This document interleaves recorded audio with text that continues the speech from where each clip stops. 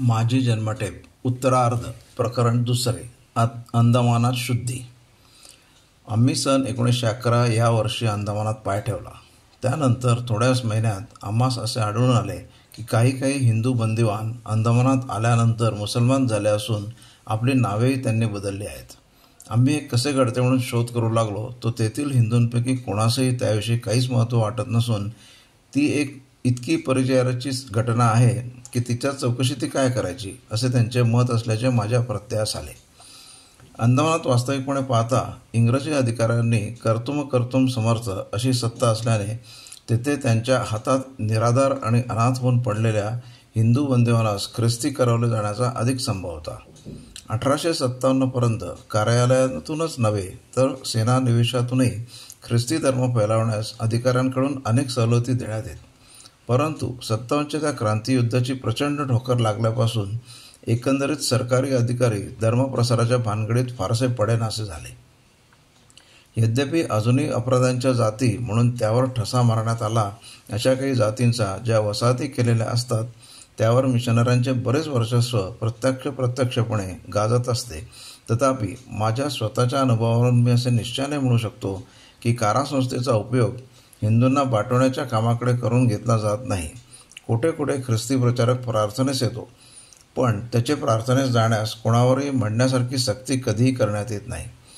तुरळक अपवाद सोडून अंदमानात हिंदूंना ख्रिस्ती करण्यासाठी गुप्त व प्रकट, प्रत्यक्ष व अप्रत्यक्ष अशी कोणतीही खटपट सरकारी रीतीने तर नाहीच, पण सरकारी अधिकाऱ्यांच्या व्यक्तिशः वजनाचा उपयोग करूनही होत नसे. या तुरळक अपकाराचे एक उदाहरण आम्हा स्वतः सोडावे लागले. त्याचा निर्देश पुढे येईलच. परंतु अंदमानाच्या हिंदू बंदिवानास धाकाने, लाचलुचपतीने वा एकसारखा उपदेशाचा ससेमिरा मागे लावून ख्रिस्ती केल्याची उदाहरणे आमच्या 14 वर्षाच्या अनुभवात 4 देखील घडलेली आठवत नाहीत. ज्या ख्रिस्ती सत्तेच्या हातात ते अंदमानातील हिंदू बंदिवान पडलेले होते त्या सत्तेने त्यांच्यावर आपला धर्म लादण्याचा कोणताही अन्याय प्रयत्न केला नसतानाही हे केवढे आश्चर्य होते की त्या हिंदू बंदिवानांप्रमाणेच त्याच बंदीपाशात अवश आणि हताश अशा बंदिवान होऊन पडलेल्या मुसलमान बंदिवानांनी मात्र आपल्या हिंदू सहबंद्यास बाटवून मुसलमान करण्यासाठी त्यांच्यावर बलात्कार करावा, त्यांचा छळ करावा, त्यांना फूस लावावी आणि स्वधर्म प्रसारार्थ स्वतः पीडा न देणाऱ्या ख्रिस्ती सत्तेने परधर्मी मुसलमानांकडून चाललेले हे हिंदूंचे छळ मात्र उपेक्षेने चालू द्यावेत. मोठ्या बंदिवानांची गोष्ट एक वेळ सोडून दिली तरी जी लहान कोवळ्या वयाची मुले काळ्या पाण्यावर किंवा कारागारात धाडली जात त्यांच्या शरीराची, आरोग्याची अजाण म्हणून जशी सरकार विशेष काळजी घेते तशीच त्यांच्या आत्म्याची व त्यांच्या शरीराची, आरोग्याची अजाण म्हणून जशी सरकार विशेष काळजी घेते तशीच त्यांच्या आत्म्याची व धर्माची काळजी घेणे आणि निदान ती समंजस वयात येतो तरी त्यांच्या धर्माचे संगोपन करणे हे अज्ञानाच्या संपत्तीचे रक्षण करणे इतके तरी महत्त्वाचे सार्वजनिक कर्तव्य आहेच आहे. पण ते कारासंस्थेत मुळीच केले जात नाही. अंदमानाची तर गोष्ट सोडा, पण हिंदुस्थानातल्या बहुतेक कारागृहातून हिंदू बंदिवानास मुसलमान करण्याचा सपाटा गुपचूपपणे मुसलमान बंदीकारण करील आणि मुसलमानी जमादार, हेड ऑफिसर, वॉर्डर इत्यादी बंदी अधिकाऱ्यांकडून चाललेला असतो. 14 वर्षांच्या अनुभवानंतर आणि वरील प्रकारास आळा घालण्यासाठी आटोकाट प्रयत्न करीत असता त्या विषयाची खडानखडा माहिती झाल्यावर आम्ही स्पष्टपणे असे विधान करतो की दिल्लीची किंवा मुंबईची जुम्मा मशीद ही जितक्या हिंदूस प्रतिवर्षी बाटवीत नसेल तितक्या हिंदूस ही कारासंस्थेची मशीद बाटवीत असते. हिंदूस संघटित यत्नाने फशी पडणाऱ्या हसन निजामीच्या ज्ञात जाळ्यातून सहज हजारो हिंदूस आजपर्यंत बाटवून टाकणारे हे या कारासंस्थेच्या अदृश्य मशिदीतील अज्ञात जाळे फारसे काही भयंकर नाही. भ्रष्टीकरणाचा प्रथम विधी मुंबई इत्यादी नगरातील चोरांच्या मुसलमानी अड्ड्यात होतो. कारासंस्थेतील या मुसलमानी भ्रष्टीकरणाची कोणतीही संघटित योजना नाही. तिचे कोणीही अधिकृत चालक व प्रेरक नाहीत.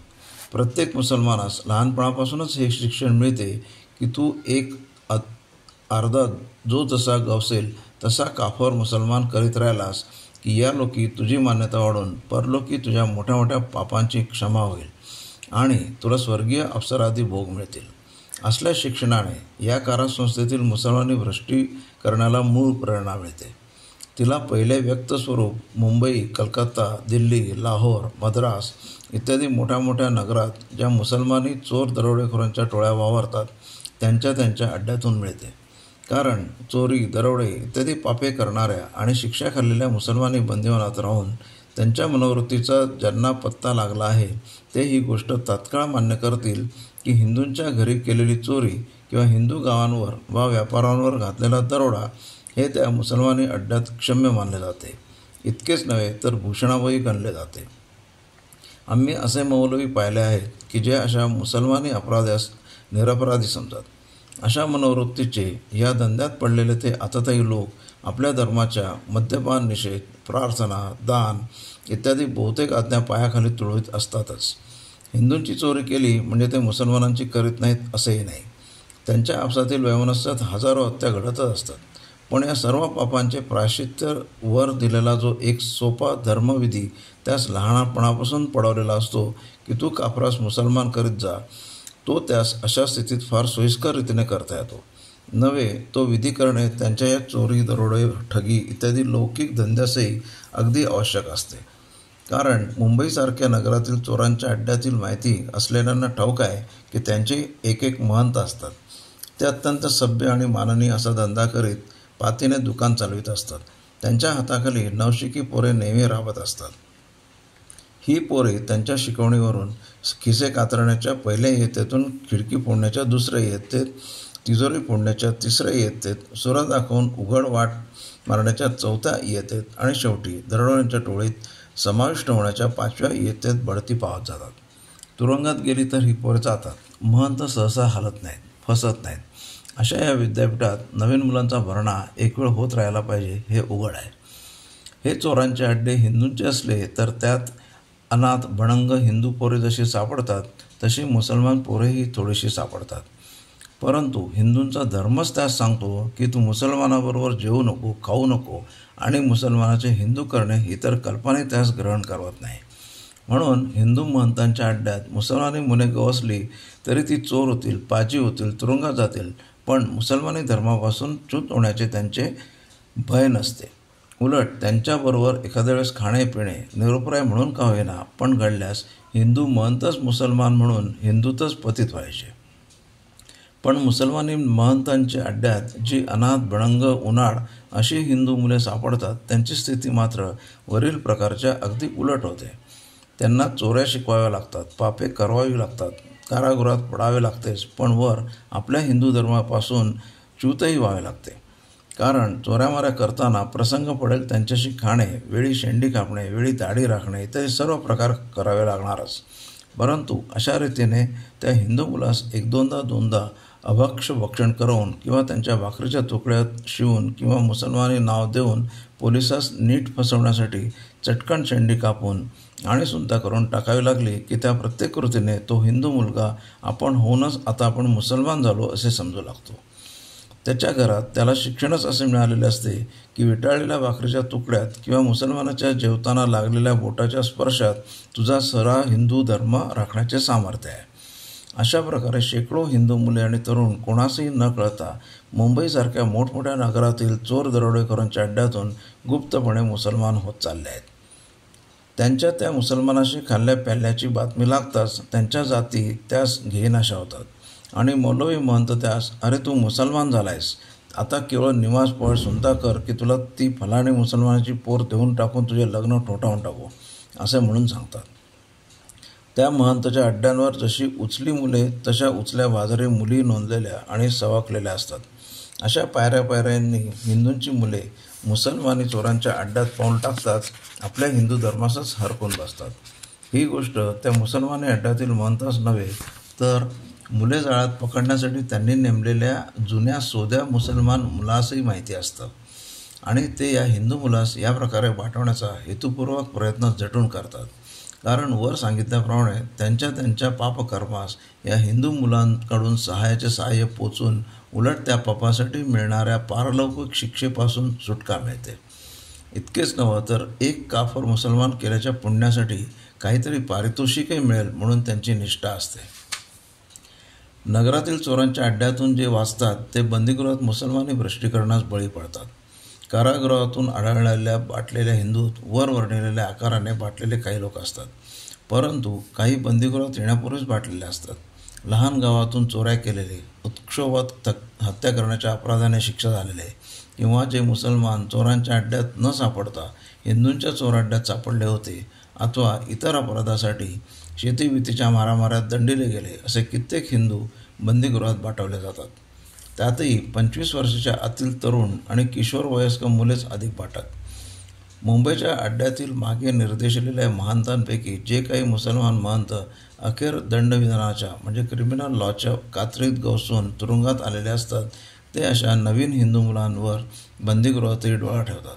कारण तेथेच त्यांना चोरीचे पहिले व पुढचे धडे देऊन मुसलमान करून टाकले की बंदीगृहातून ती मुले त्यांच्या दुष्ट व्यवसायात उपयोगी पडून त्यांच्या मुंबई इत्यादी नगरातील अड्ड्यात समाविष्ट मुसलमान शिपाई किंवा हस्ते परहस्ते सहाय्य देताना आढळतात. परंतु मुसलमान बंदिवानातून जे वॉर्डर, पेटी ऑफिसर इत्यादी बंदिवान अधिकारी नेमले जातात, ते मात्र 90% प्रकाराने हिंदूस धाक, दपटशा इत्यादी साधले त्या उपायाने वाटवण्यात काहीही कसूर करत नाहीत. हिंदुस्थानातील बहुतेक कारागारात जर ही स्थिती आढळून येते तर अंदमानाची गोष्टच विचारायला नको. तेथे प्रथमपासून धर्मांध आणि पापपरायण पठाण, बलुची इत्यादी मुसलमान बंदिवानातीलच वॉर्डर वगैरे अधिकारी नेमलेले असत. त्यातही राजकीय बंदिवान हिंदूच असल्याने जमादाराधिक जागांवर मुसलमानांनाच नेमण्याचा अगदी कट्टर परिपाठ पडलेला. हे लोक हिंदूंना सक्त कामात घालून कठोर दंडाचा दाग दाखवून कोटे करे कटले एकसारखे उभारून कसे सतावून सोडत आणि त्या ससेमिरेच्यान सुटवायचे तर मुसलमान हो असे स्पष्टपणे सांगून अल्पवयी किंवा बापुड्या हिंदूस मुसलमान होणे कसे भाग पाडेत हे पूर्वार्धात थोडे बहुत दिग्दर्शित केलेलेच आहे. हा प्रकार येता जाता जसजसा आमच्या दृष्टीस पडू लागला तसा तसा याचा काहीतरी प्रतिकार केलाच पाहिजे असे आम्हास वाटू लागले. दर महिन्या 15 दिवसात एखादा तरी हिंदू गुपचूप हिंदूंच्या पंक्तीतून उठून मुसलमानांच्या पंक्तीत जिव्हाळ्यास बसण्यास गेलेला दिसे. आम्हास ही स्थिती दुस्सह होई, परंतु आम्ही पडलो कोठडी बंद. काय करावे हे सुचेना. इतर हिंदू बंदिवानांच्या मनात द्वेष उत्पन्न करण्याचा प्रयत्न करू लागलो तो आढळून आले की त्यांना या गोष्टी काहीच सोयरसुद्धा वाटेना. तो म्हणे, मला काय त्याचे, मुसलमानास विरोध अज्ञ हिंदूंची गोष्ट राहो, पण राजकीय बंदिवानातही या मुसलमानीकरणास अडथळा करण्याचे धाडस कित्येकास होईना आणि ते एका अर्थी क्षम्य होते, कारण त्यांच्या तितिक्षेने ताण तरी किती सोसावा.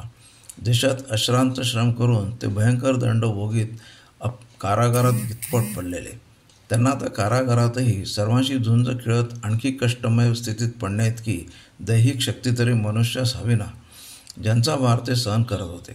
दुसरी कामे खरोखर पाहता दुसऱ्यांनी करायला पाहिजे होती तेव्हा राजबंधनात जे म्हणत राहू द्या आता ती भानगड. त्या क्रूर पठाणी जमादार हवालदारांशी न भांडताच जगणे कठीण. त्यात त्यांच्या धार्मिक वेळास प्रतिरोध करून कोण त्यांचा रोष करून घेतो असे जे म्हणत त्यांचे ते म्हणणे एका दृष्टीने साहजिक होते. परंतु जे 2-4 लोक आपणास आता अधिक कष्ट सोसण्याची शक्ती नाही ही गोष्ट प्रांजलपणे करण्यास अहंकाराने सिद्ध न होता उलट ती मुसलमानांच्या भ्रष्टीकरणाचा प्रतिकार करण्याची खटपटच मूर्ख होण्याची आहे म्हणून म्हणत त्या निमित्ताखाली आपला भ्याडपणा झाकू पाहत त्यांचे वर्तन मात्र निषेधार्ह आणि निंद होते, यात काही शंका नाही. त्यांच्यापैकी काहींनी तर मुसलमानी जमादारास प्रसन्न करण्यासाठी आपणही मुसलमानी धर्म स्वीकारण्याच्या वेतात आहोत असे नित्य भासवून दिवस काढावेत. मग इतर हिंदूस त्यांच्या डोळ्यात देखत भ्रष्ट केले जात असता त्याचा प्रतिकार करण्याची गोष्ट कशाला. या मुसलमानी अधिकाऱ्यास प्रसन्न करण्याच्या आणि आपले हे भिरुत्वच शहाणपण आहे म्हणून म्हणण्याच्या पुढची पायरी अर्थातच तीही होती की पुढे जेव्हा मुसलमानी पंजातून हिंदू लोकांस सोडवण्यासाठी भांडणे जुंपत तेव्हा या वृत्तीच्या लोकांनी ती भांडणे बांधणाऱ्या हिंदू लोकांस वेडे म्हणून मुसलमान जमादारास प्रसन्न करावे आणि हिंदू लोकांस सांगावे, अरे कसली भ्रष्टदान शुद्धता. असले हे पतित अपराधी नीच लोक हिंदू समाजात राहिले काय आणि गेले काय सारखेच. जे भयाने व पैशाने मुसलमान होतात ते हिंदू असून तरी काय लाभ. हा हिंदू करून घेण्याचा निव्वळ पोरखेळ आहे असेच सुप्रिटेंडेंट, बारी, कमिशनर इत्यादी इंग्रजी अधिकारी आम्हास म्हणत. असेच मानभावी मुसलमानही आम्हास शिकवू पाहत. शुद्धीकरणावरील हे आक्षेप अजूनही परधर्मीय दांभिकांकडूनच नव्हे तर स्वधर्मीय प्रामाणिक पण भोळ्या माणसांकडूनही करण्यात येतात. म्हणून त्यातील हेवत्वास थोडा विषाद केल्या वाचून हिंदुस्थान अंदमानात त्यावेळेस काय भावना आणि विचार आम्हास हे शुद्धीकरणाचे कार्य हाती घ्यावयास प्रवृत्त करते झाले हे वाचकांच्या नीट लक्षात येणार नाही. शुद्धीकरण हा केवळ पोरखेळा आहे का? पतितास, लुच्चास, अपराध्यास ते हिंदू समाजात जन्मात आले असतानाही विधर्मात जाऊन न देण्यासाठी यत्न करणे हा जर पोरखेळा आहे, तर आज मुसलमान लोक हजारो वर्षे वेळेवर युद्धे करून देखील हिंदू पतितास, लुच्चास, अपराध्यास मुसलमान करून घेण्याचा पोरखेळ का खेळत आहेत? मुसलमान धर्मवेडे आहेत, ठीक, पण हे सुज्ञ, स्वतंत्र, विचारी युरोपियन आणि हे अमेरिकन लाखो रुपये जमवून आणि खर्चून हिंदुस्थानातील यत्किंचित खेड्यात तर काय, पण अरण्यातही पतितच कर काय, पण अगदी पशुसमान रानटी हिंदूंनाही ख्रिस्ती करण्यासाठी छल, बल, लोभाधिक साधनांनी जे चटत आले तेही काय पोरखेळ म्हणून? असले लोभी दुष्ट लोक हिंदू समाजात असून तरी काय लाभ? तर आम्ही म्हणतो, हे मुसलमान समाजात वा ख्रिस्ती समाजात तरी जाऊन काय उपयोग? परधर्मीयास आम्ही विचारतो, तुमचा त्यांना पाठवण्यासाठी तरी एवढा ठास का? जे पतित दुष्ट आहेत त्यामुळेच चालतील. तुमच्या महम्मदीय आणि ईसाई पवित्र कुळात त्यास ओढून नेऊन आपले पावित्र्य कशास विटाळून घेता? पोरखेळासाठी लाखो रुपये उधळून तुम्ही आरंभच नका करू, म्हणजे हिंदूंनी शुद्धीकरणाचा डाव खेळून त्या पोरखेळात भाग घ्यायचा मोह पडणार नाही. परंतु जरा पोरखेळ नसेल, जर हजारो मोठमोठे सम्राट, साधू, धर्मप्रवर्तक आणि भिक्षू करोडो रुपयांचा चुराडा करीत आपापली संस्कृती आणि धर्म यांचा पगडा जगावर बसवण्यासाठी युरोपातून आणि अरेबियातून आज शतकानुशतके झटत आले असे म्हणत असाल, तर मग ज्या ज्या हिंदूस आपली संस्कृती आणि धर्म हा जगावर प्रसूत झाला असता जगाचे अंतिम कल्याण अधिक सुलभपणे आणि निश्चितपणे साधेल असा विश्वास वाटत आहे, त्याचे शुद्धीकरणाचे प्रयत्नही तुम्हास तुमच्या प्रयत्न इतकेच न्याय्य आणि गंभीर वाटले पाहिजेत. पतित, मद्यपी, कलही, नीच अशा लोकात तुम्ही तुमच्या धर्माचा प्रचार करता, तो का? त्यांच्या आत्म्याचे तारण व्हावे म्हणून? तर मग आम्ही अशा दुष्ट, नीच आणि मद्यपी लोकास आमच्या धर्मातच ठेवण्याचा आणि शुद्ध करून घेण्याचा जो प्रयत्न करतो, तो स्वधर्मे निधनम श्रेया या उक्तीप्रमाणे त्यांच्या आत्म्याचे तारण हिंदू धर्माने आणि संस्कृतीनेच होते म्हणूनच होय. आज इथेच थांबतो.